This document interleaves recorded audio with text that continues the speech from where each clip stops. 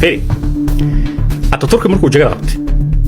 tallaabada ugu horeysay uu qaaday wuxuu ahaa inuu mamnuucay gabigeedaba shariicada islaamka saas ma ogaadarto Ataturk yaa ku dhahay oo maanta loo dabaaldegay sawirkiisa la wadwaday tallaabadii ugu horeysay Turkigu ka qaaday wuxuu ahaa hal baabi'iyo nidaamka shariicada maanta magaalada Muqdisho waa wada aragteen dabaaldeg weyn lagu xusaayo ninka odayga ahaa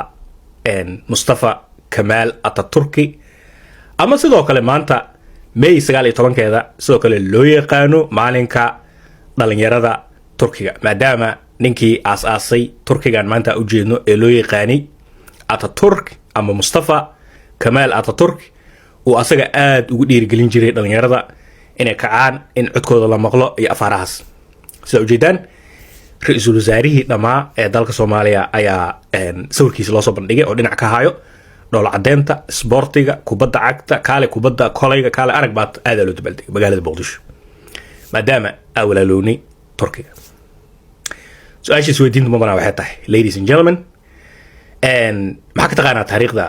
ninka aas-aasay Turkiga ee loo yaqaano Atatürk taariikhdiisa wax ma ka maqash dugsiga sare ma lagu soo dhigay anoo Soomaaliya joogo taariikhda ninkaas ogaa marka maanta waxaas dhahay madaxdeena ma ogyihiin dhalinyarada Soomaaliyeed ee ciyaarayso ninkaas u dabaaldegayso horta ma ogyihiin sidiisaba ninka la yiraahdo Mustafa Kemal Atatürk wuxuu yahay wuxuu sameeyay Turkigan maanta aanan Turkiga maanta jiro dastuurka maanta u dhigan waa ninka qoray wuxuu ahay Atatürk marka dhigayso 1923 ayuu ninkaas si buuxdo awoodda Turkiga u la wareegay ninkaas waxa ka horeeyay maamulo fara badan waliba mid kamida maamuladaas waxay ahaayeen khaliifooyinka khaliifay qabi jireen ama caliphate wax loo yaqaano oo ahay maamul islaami ah oo shariico ku dhisan Turkiga ka jiray sidoo kale boqortooyadii awoodda badneed ee ayadana loo yaqaanay Ottoman Empire ama Uthmaniyiinta ayagana Turkiga way ka jireen ninka markuu jagada la wareegay waxyaabo cajiib ah oo inta badan dadka ay la yaabaan ama waagay dadkaas Turkiga jooga ee la yaabeen ayuu ku dhaqaaqay waxyaabay talaabadii ugu horeysay Atatürk uu qaaday feriya ani madaxdeena maanta waxa isla yahay ninka taariikhdiisa ma yaqaana maada rusaara uu dhuuman lahay maadaama Soomaaliya nidaamka maanta u dhigan in nidaamka Atatürk uu aaminsanaa ee laba kala tahay two different ways feri Atatürk markuu jagada qabtay tallaabada ugu horeysay uu qaaday wuxuu ahaa inuu mamnuucay gabigeedaba shariicada islaamka saas ma ogaadarto maxkamad islaamiga ka jiray Turkiga kuwa anagana soo maray oo kale 2006kii isagu Sharif iyo ka jiray nidaamkaas ayaa la isku aroosi jiray ayaa la isku furi jiray ayaa guriye lagu kala wareey adin nidaamka shariicada islaamka waa taqaana waa nidaam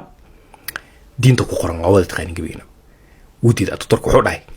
meesha laga saaro gabigeeda maxkamadii dhan iyo odayaashii meesha fadhiyay culamaa u diinkii burbursaday hal soo qabto hal xiro ka dhacday waayay ka gudub tallaabada kale uu qaaday oo ka yaabsay dhamaan dadka Turkiga waagaas jooga ayaa waxay ahayd inuu gabi ahaanba ka mamnuucay afka Carabiga in lagu qoro Turkiga afka Turkiga maanta u jeedaan ninkii sameeyay wuxuu ahaa yaani qaabka loo qoro Laatiinka ah ninkii ogolaaday wuxuu ahaa Atatürk oo diiday afka Carabiga ah oo waagaas ay ku qori jireen si aad baraxtaas inuu sameeyo waa maqlay oo maqaalo in af Carabi Soomaali ah wax ku qori jirnay gadaalka dambe ku soo wato 5 meelaas la bedelay oo afkan Laatiinka ah ka dhigan Atatürk saas oo kale ahay wuxuu kaloo mamnuucay gabigoodaba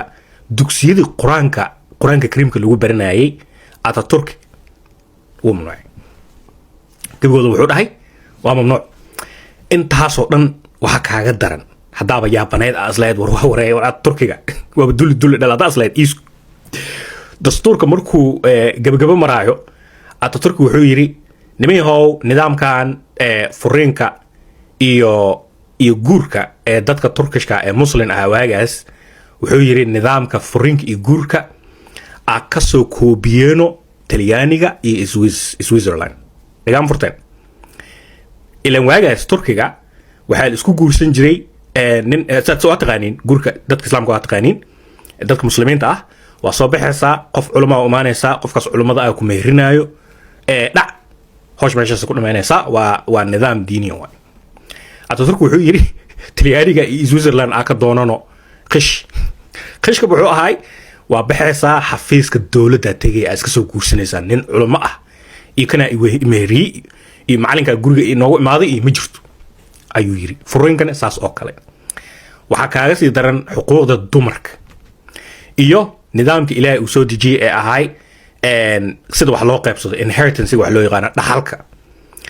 kabigiisoo meeshuu ka saaray nidaamkii diiniga wuxuu soo degsaday nidaamka Yurubiyaanka uu soo degsaday Turkiga marka gabi ahaanba wuxuu ka dhigay wax loo yaqaan secular wadan aanan diin ku dhaqmin ayuu ka dhigay Mustafa Kamal Ataturk abooninkaas adiga ku tala waxa aaminsan tahay ama ooy ama ka xanaaq adiga ku tala laakiin maanta magaalada Muqdisho waa loo dabaalday Ataturk suuriisa la wadwaday dhalinyarada banooni ciyaartay aniga tariiqdiisa soo bandhigay haddaad nin wax akhrisan tahay dugsi sare oo laga yaabaa soo bartay taariikhda Ataturk yaa ku dhahay waa ninka Turkiga aas-aasay maanta dastuurka Turkiga dhaga fura dastuurka Turkiga maanta diin kuma maqlays kuma jirto Erdogan wuu isku dayayaa in diinta islaamka uu dib ugu soo celiyo dastuurka laakiin dastuurkooda maanta shareeco iyo diinkum aniga dastuurkan Soomaaliya midalan qodobka koowaad waa inaan nahay dal muslim ah dadkana ay muslimiin laguna dhaqmaa shareecada islaamka soo kuma qorno hadda qaldana soo sax Turkiga kuma qorno Turkiga waxa ku qoran waa la siman yahay xura leeyahay qof kasta xuquuq u leeyahay wabilaahi tawfiiq